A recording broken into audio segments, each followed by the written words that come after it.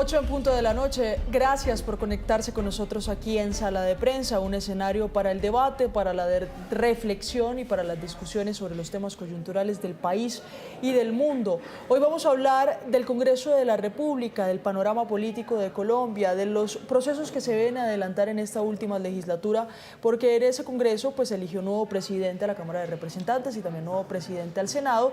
Incluso eligió las presidencias de todas las comisiones que son las encargadas de tramitar las propuestas o los proyectos de ley en el país. En esta última legislatura hay varios retos, aunque ya se tramitaron varias de las reformas sociales presentadas por el gobierno del presidente Gustavo Petro, pues todavía quedan algunas sobre la mesa.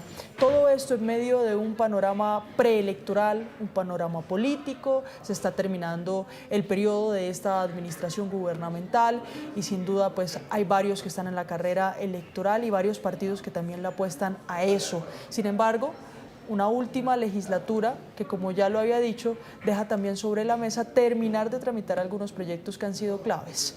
Nos acompañan hoy los analistas políticos Gabriel Cifuentes y Pedro Vivero, a los dos. Muy buenas noches y bienvenidos. Luisa, Saludo a muy buenas Luisa y a noches. Gabriel también, y a los que nos ven un saludo especial.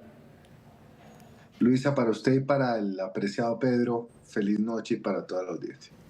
Bueno, feliz noche para ambos. Yo quiero iniciar no con los proyectos, sino hablando específicamente de la última legislatura. Bueno, eso podremos desarrollarlo en pocos minutos. La pregunta que quiero hacerle a ambos es una que nos hicimos incluso también aquí en Sala de Prensa hace ya algunas semanas, y era más que pregunta la necesidad de tener un discurso político o un discurso desde todas las ramas del poder que llamara a la calma, que llamara a la concertación, que llamara también a una participación democrática, a una deliberación democrática con sentido, sana, y que involucrara, por supuesto, al ciudadano. La pregunta, y quiero iniciar con Pedro, es si en lo que vimos en la instalación del Congreso de la República se atendió a ese llamado que hicieron incluso desde varios sectores políticos hace unas semanas cuando se registró el atentado contra el senador Miguel Uribe de Turbay. Luisa, pues primero no vi eso no se vio por ninguna parte. El señor presidente de la República llamó incluso ese mismo día a tener cordura y a buscar un acuerdo nacional, pero cuando usted vio el discurso del presidente durante todo el tiempo, 2 horas 15 minutos de su discurso, pues no hubo espacios ni de él ni de las personas que lo apoyan dentro del Parlamento colombiano, pues un espacio para lograr ese acuerdo nacional. El presidente ha planteado esos acuerdos nacionales en diferentes momentos de sus 3 años de gobierno, nunca ha cuajado, eso no ha tenido un buen recibo, no ha tenido, digamos, una buena implementación, la buena idea de hacer un acuerdo nacional. Y creo, Luisa, que es muy difícil hacerlo en el último año de este gobierno, porque en el último año, como usted y lo sabemos, pues es un año donde todo el mundo está pensando en las elecciones, en su reelección, en ganar el poder, y creo que no es un escenario y no es un momento para sentarse a hacer un acuerdo nacional sobre una agenda legislativa en el ocaso de un gobierno, Luisa. Sí, mire, Gabriel, Pedro habla de ese llamado al acuerdo nacional. Yo le pregunto a usted específicamente por el tono de los discursos, Gabriel. ¿Atendieron a ese llamado que hace unas semanas desde varios sectores solicitaban? No, Luisa, definitivamente, y aquí concuerdo con Pedro, el tono de los discursos tanto del presidente como de los 4 representantes de la oposición no fue un discurso llamando a la unidad, llamando a la concertación, y si bien en ciertos momentos hubo apelaciones a la unidad, eso solo se da de dientes para afuera. El discurso del presidente, sobre todo en la primera parte, que fue una réplica a al discurso de Efraín Cepeda y de los 4 integrantes de la oposición, fue un discurso que se enmarca más en lo que se podría entender como una campaña anticipada, en donde tanto el oficialismo como la oposición van a estar haciendo una serie de intervenciones para atacar al opositor, para identificar por parte del gobierno unos logros cuestionables y por parte de la oposición unos ataques que de cierta manera no van a reconocer ningún espacio frente a los avances que ha tenido este gobierno. Es lamentable que en la apertura de la legislatura, en un debate, en un discurso como el del 20 de julio, donde se deberían plantear esos temas en los cuales tanto el oficialismo como la oposición deberían tratar de ponerse de acuerdo en un discurso que debería plantear una hoja de ruta, no se haya logrado eso, sino que más bien se hayan seguido marcando las diferencias entre el oficialismo y la oposición.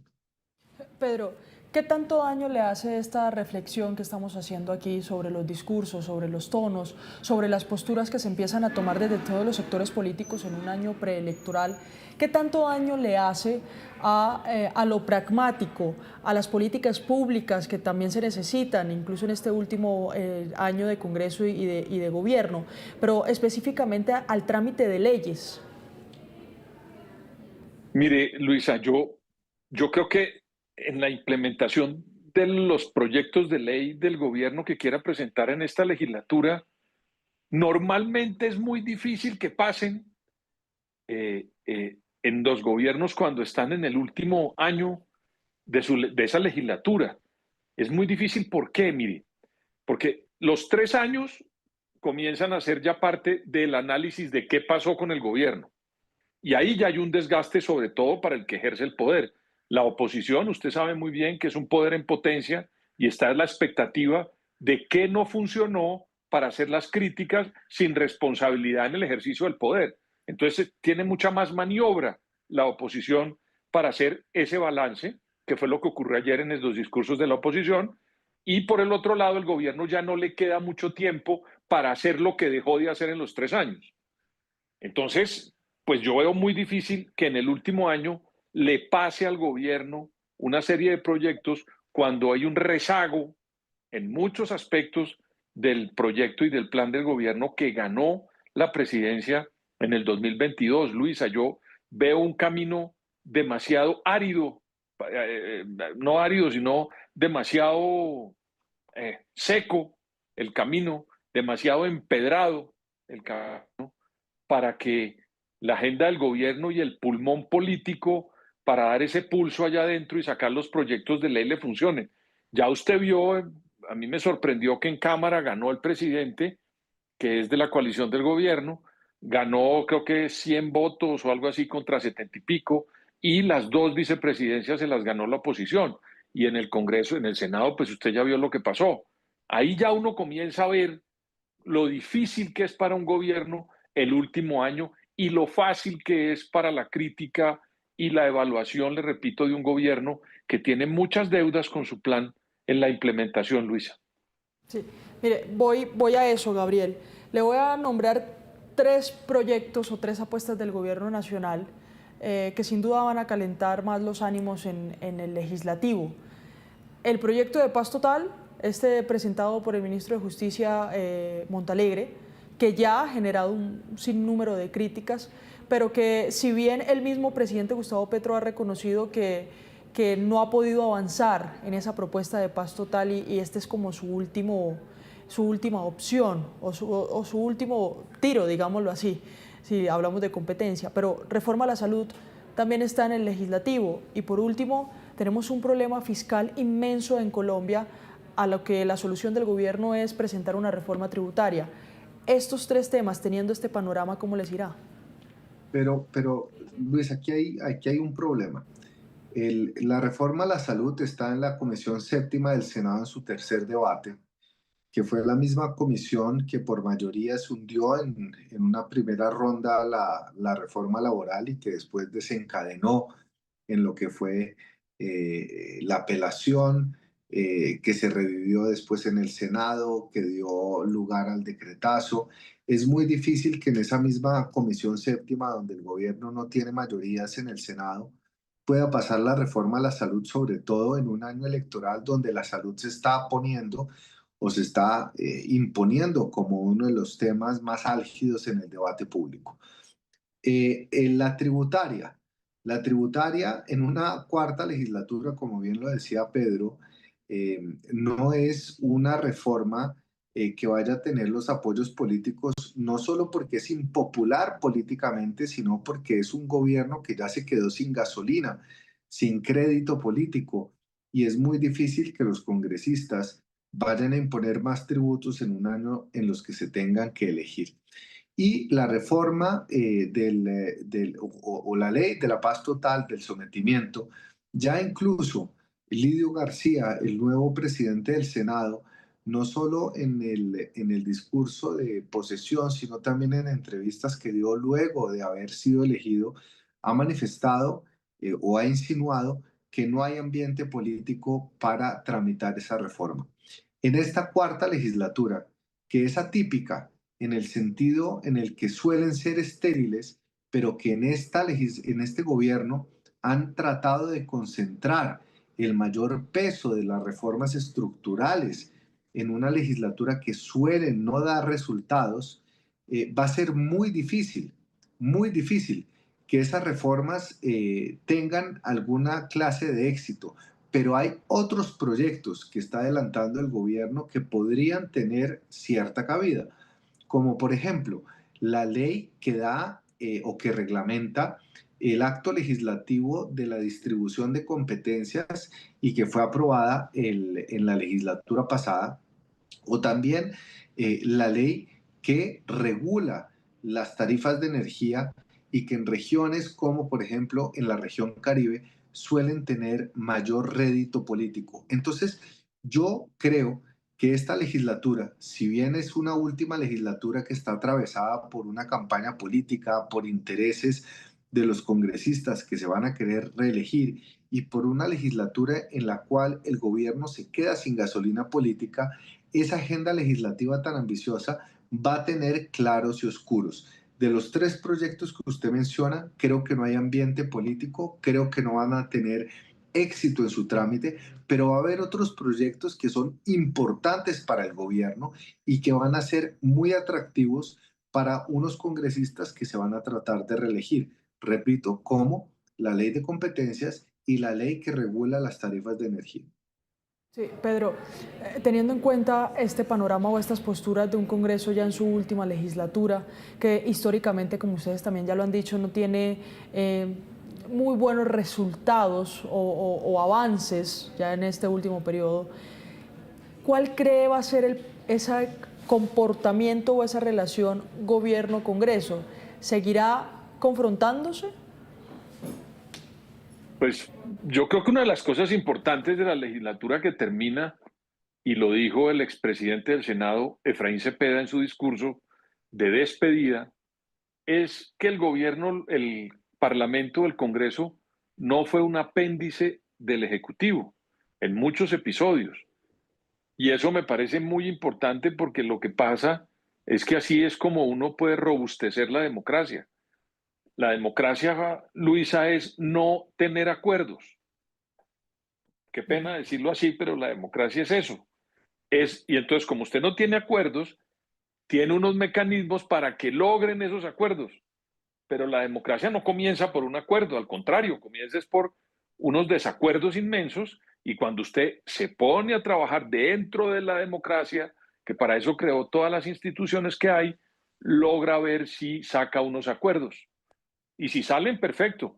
Y si no salen, pues tiene que volver a intentarlo por otros mecanismos y por otras persuasiones para lograr sacar adelante esas reformas. Y lo que ocurrió aquí es que en unos aspectos se pusieron de acuerdo y en otros el Congreso demostró su independencia. Sobre esa base y de cara a unas elecciones, pues usted va a ver muchos debates que van a ser bastante sonoros, porque los congresistas y el gobierno también quiere de alguna manera tener réditos en la opinión y ante sus electores. Entonces usted va a tener un año bastante político siempre y cuando las agendas de los parlamentarios se los permita, porque otra cosa que pasa, Luisa, es que la máquina de reuniones de comisiones y de plenarias se apaga un poco porque usted sabe que muchos congresistas están en su lucha regional por sacar adelante sus campañas. Entonces no es la misma dinámica de los otros años que esta en materia de operación del Congreso, Luisa. Mira, allá voy. Se ha tenido también en cuenta que cuando se tramitan especialmente algunas propuestas que son controversiales y que suelen ser banderas de este gobierno nacional, se retrasa un poco el trámite de otros proyectos. Gabriel, usted ahorita decía, mire, se puede avanzar, ejemplo, en la ley de competencias, que es necesaria para poner en vigencia también la reforma al Sistema General de Participaciones, que ya fue aprobado en el Congreso de la República, pero también en la ley que regula las tarifas de energía en el país. ¿Cuál podría ser el destino de estos dos proyectos si se le mete mucha fuerza o si se concentran las fuerzas, tanto del orden del día, en los que ya habíamos hablado, en reforma a la salud, que está en tercer debate, en proyecto de paz total, que fue presentado ayer, pero también en lo que tiene que ver, y lo hablábamos ahorita, en una posible reforma tributaria? Pero es que, Luisa, si el gobierno le mete los huevitos en esas reformas en donde no hay un rédito político para los congresistas que se van a tratar de reelegir, o en temas que son políticamente inviables en una última legislatura, va a pasar lo mismo que pasó en la primera legislatura, donde el gobierno tenía unas mayorías muy amplias, donde ese acuerdo nacional había tenido alguna cabida y que por tratar de empujar a toda costa la reforma a la salud, dinamitó cualquier posibilidad de avanzar en una agenda legislativa. Entonces, el gobierno legítimamente puede presentar una agenda robusta de reformas estructurales, pero la realidad política dicta otra cosa. Los congresistas están pensando en la reelección. El gobierno se queda sin gasolina y este es un año de campaña. Entonces, en ese orden de ideas, los proyectos que van a tener una mayor capacidad o una mayor probabilidad de ser discutidos, debatidos y tramitados. Además, Luisa, en una coyuntura en donde el gobierno no tiene las mayorías en el Senado, pero sí las tiene en la Cámara. Y cualquier proyecto de ley va a tener que pasar por las dos células legislativas. Por eso le digo, va a haber proyectos que en un año de campaña, en una cuarta legislatura, tendrán una mayor probabilidad de pasar porque coinciden los intereses tanto del gobierno como de los congresistas que se quieren reelegir.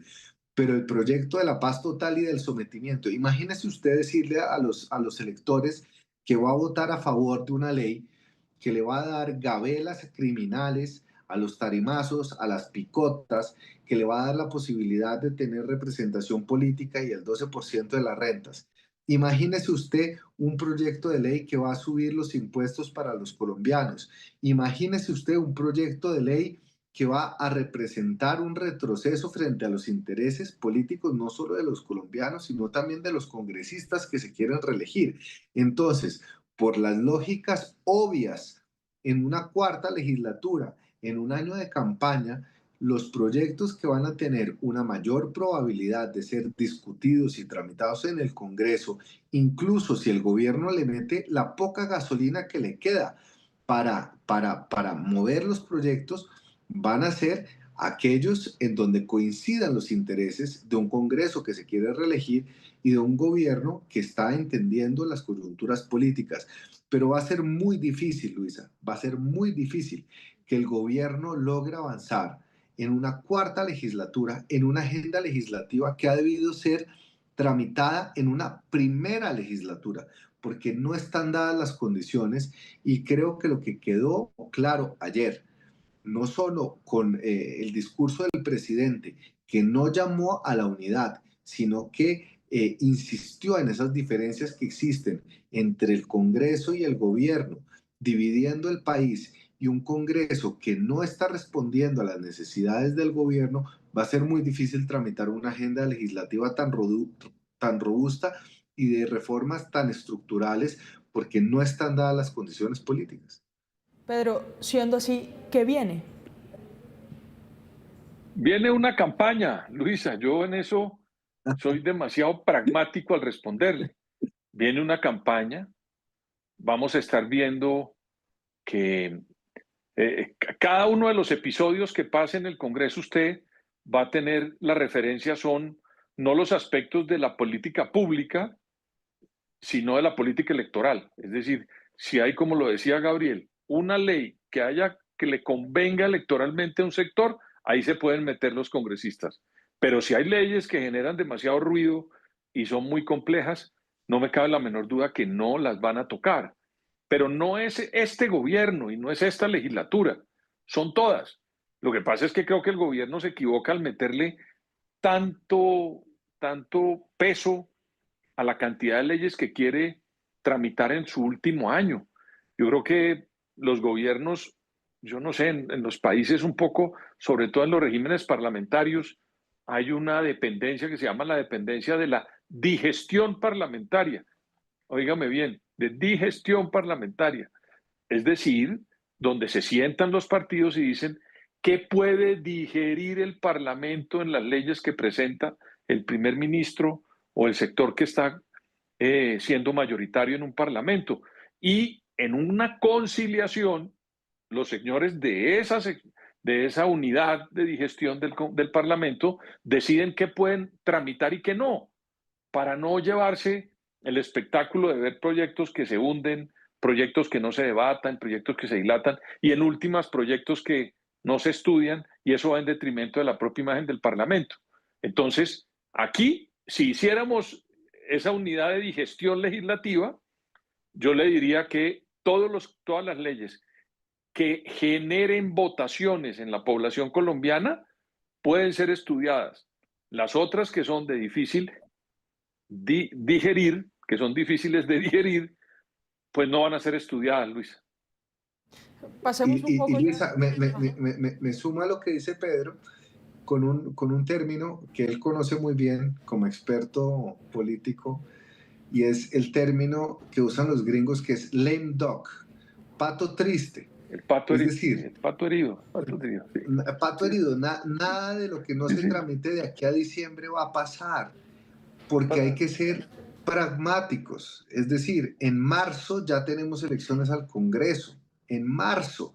Es decir, es una media legislatura, y es una legislatura, Luisa, en donde los congresistas, en un sistema como el nuestro, donde solo una tercera parte del Congreso tiene rotación, lo que quiere decir que 2/3 partes se reeligen, van a estar más concentrados en las regiones, donde va a haber menos debates, menos tiempo de los congresistas en las sesiones, frente a propuestas y frente a proyectos tan complejos, tan estructurales, que es simplemente imposible.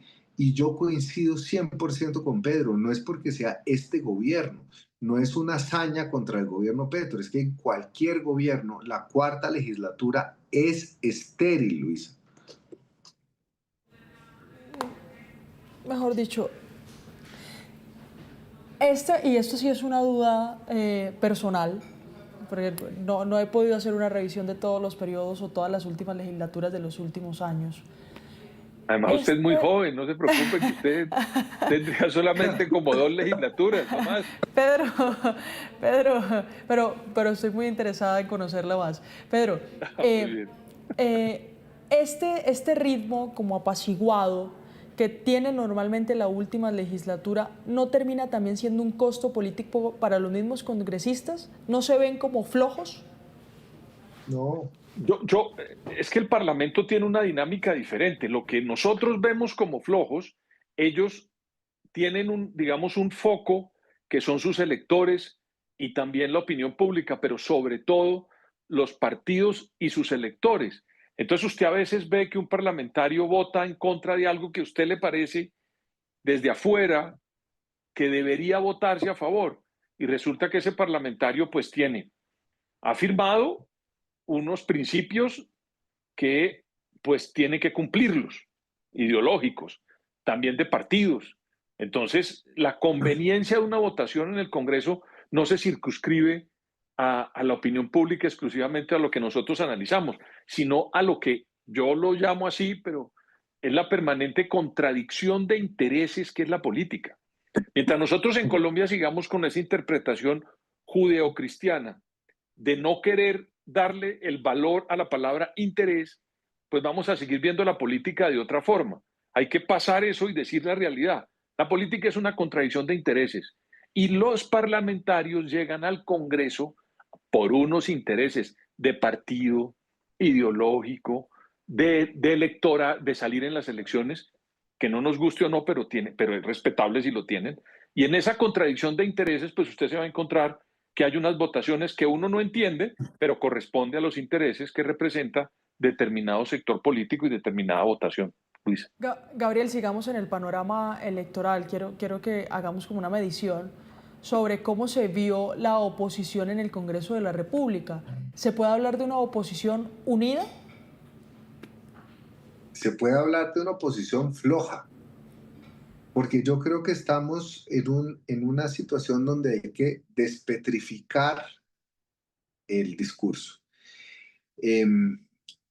Todos estamos bailando, y me incluyo como analista, Luisa, estamos bailando al tango que pone el presidente Petro, pero no estamos viendo una oposición creativa, no estamos viendo una oposición propositiva, estamos viendo una oposición reactiva y estamos viendo una oposición que responde a un gobierno que todos los días pone la agenda, sea una agenda eh, basada en mentiras, en cortinas de humo, pero la oposición está carente de liderazgos, es una oposición floja, es una oposición carente de liderazgos, es una oposición carente de ideas y es una oposición carente de la capacidad de poner temas en la agenda política. Está respondiendo simplemente al presidente Gustavo Petro y ese es el escenario donde mejor se mueve él, porque hoy la democracia, Luisa, no es el 50+1. Hoy la democracia es generar posiciones, generar reacciones y ahí el presidente es un experto. Y lo que nosotros vimos el pasado 19 de julio, el día antes de la instalación del Congreso, fue una izquierda, un pacto histórico que ya se está comenzando a organizar, pero no estamos viendo lo mismo en la oposición, que está absolutamente fragmentada, está absolutamente atomizada, está absolutamente volcada a responderle simplemente a lo que plantea el presidente Gustavo Petro, y ahí creo que la oposición está fallando. Mire, estamos hablando entonces, como para resumir, de una oposición a un sujeto, que es el presidente de la República, Gustavo Petro, y no a un gobierno, que es en su conjunto, con políticas y con ideologías y con estructuras. Pedro, para finalizar, este tipo de posturas también le puede costar electoralmente a los que hoy están como oposición y como precandidatos o candidatos. Luisa, yo lamento estar en desacuerdo con Gabriel por esto. Esa es la idea. Sí, por eso. No, es que le tengo mucho respeto y admiración a Gabriel, entonces hay unas personas con las que uno discute y no le importa, pero con Gabriel sí me gusta porque le tengo mucho respeto y admiración. Es compartida, Pedro, es compartida. De verdad que sí. Voy a decir que no estoy de acuerdo en esto. Yo creo que el presidente Petro estaba buscando un sparring, ¿sabe? Yo creo que el presidente estaba buscando que la oposición le sacara hace rato un nombre, porque él en eso, en el 1 a 1, es un mago, es muy bueno.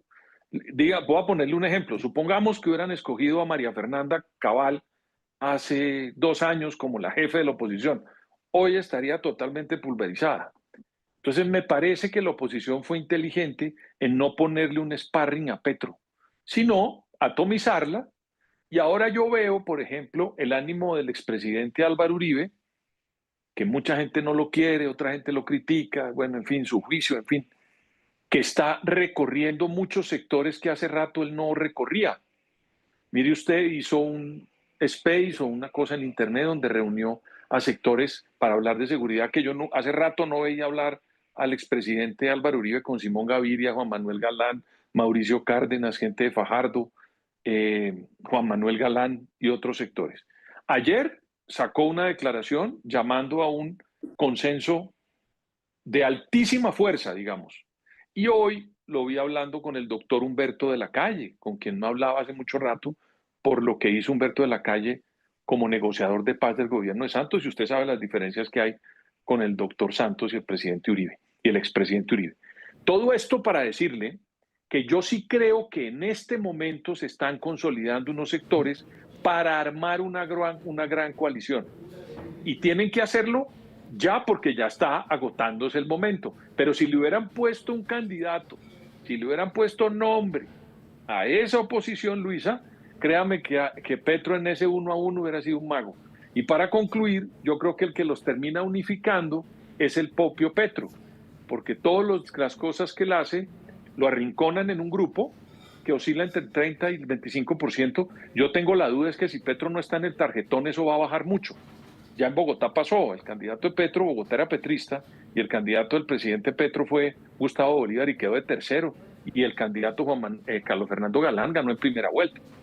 Esto para decirle un poco que si no está Petro en el tarjetón, ese sector del presidente, en mi opinión, va a disminuir, mientras que otro sector comienza a unificarse. Échenle cabeza y échenle una mirada a lo que está haciendo Álvaro Uribe en estos momentos, juntando una cantidad de personas que hace mucho rato no se hablaban. En eso es mi diferencia de aproximación con mi amigo Gabriel. Bueno, pues a los dos muchas gracias. Me recuerda usted algo que leía en la universidad sobre la vigencia de los enemigos. Y es como dos figuras contrapuestas, o sea, con ideas totalmente contrarias, se mantienen vigentes por esas confrontaciones. Algo así se hacía en un análisis entre la figura del expresidente Álvaro Uribe y el presidente Petro, y en cómo ambos intentaban mantenerse vigentes mencionándose el uno al otro. Pero bueno, eso será... También pasa en las parejas, ¿no? También pasa en las parejas. Eso será un tema de otro análisis. A los dos muchas gracias por estar aquí en Sala de Prensa. Saludos, Gabriel, saludos, Luis, y gracias a todos. Muy bien, la expectativa de lo que será esta última legislatura en el Congreso de la República, pero también los comportamientos políticos, tanto del actual gobierno, que también está a punto de salir, y del mismo Congreso en medio de un año preelectoral. Tengan ustedes una feliz noche. Ya viene Signo Pesos, la economía, al alcance de su pantalla.